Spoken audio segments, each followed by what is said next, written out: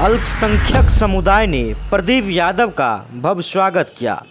झारखंड विधानसभा में अल्पसंख्यक समुदाय से जुड़े मुद्दे को प्रभावी रूप से उठाने के लिए गोड्डा अल्पसंख्यक समाज ने आज किसान भवन गोड्डा के स्थानीय विधायक श्री प्रदीप यादव का भव्य स्वागत किया।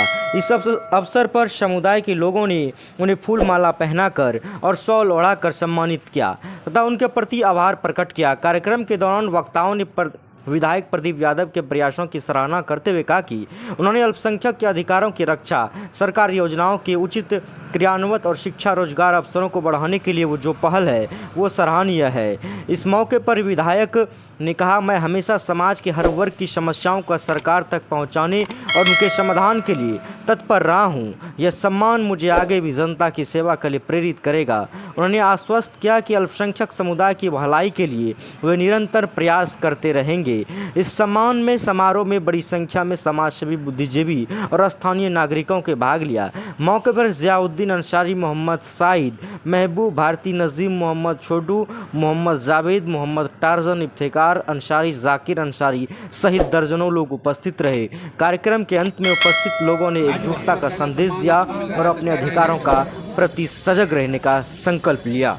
देखिए, हमने पहले भी कहा है, कल रांची में भी हमने कहा था और आज अपने क्षेत्र में आया हूँ जो मेरा मातृभूमि है, कर्मभूमि है, कि भाई हमने अपनी जिम्मेवारी को निभाया, अपनी ड्यूटी निभाया है।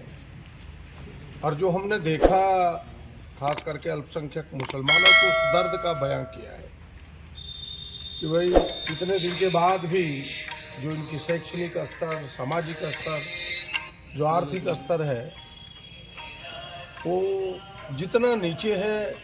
कई योजनाएं चली लेकिन उन योजनाओं का समुचित लाभ नहीं मिल पाया। मैंने सरकार का ध्यान आकृष्ट किया उस और उसी में कुछ चीज़ें हमने कहा कि इसके बेहतरी के लिए हमें प्रयास करना चाहिए।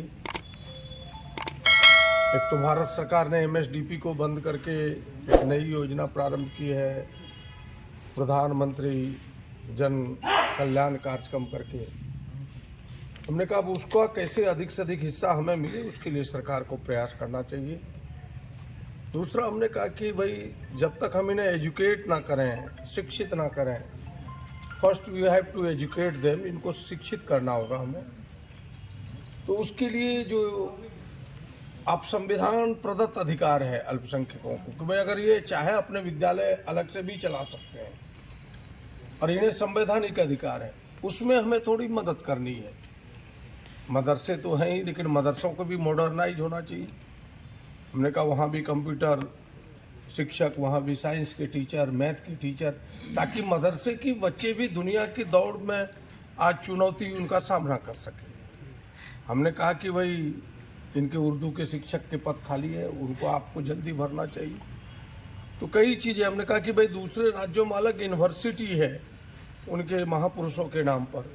हमने कहा यहाँ भी शेख भिखारी जो देश की आज़ादी में अपना जान निछावर की, तो उनके नाम से एक अलग विश्वविद्यालय बने। सरकार ने सारी बातों पर अपनी सहमति दी है। हमें लगता है कि यह जो बजट सेशन होगा इसमें घोषणा भी होने वाला है। उन्होंने कहा कि नहीं, जल्दी ही शेख भिखारी विश्वविद्यालय की हम घोषणा करेंगे। तो ये तमाम चीज़ें हैं सरकार के ध्यान में लाया। हमें लगता है कि यह सरकार अल्पसंख्यकों का हितैषी है, तो प्रायोरिटी से, प्राथमिकता से इस पर विचार करेगा।